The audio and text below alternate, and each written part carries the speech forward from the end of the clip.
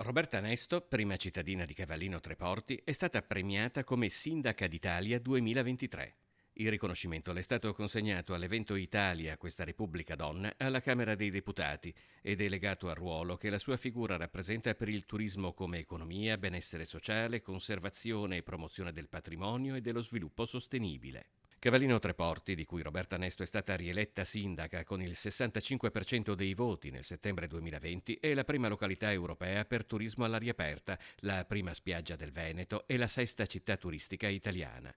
Nesto è inoltre presidente della conferenza dei sindaci della Costa Veneta, che con 25 milioni di presenze rappresenta la prima realtà turistica europea per PIL.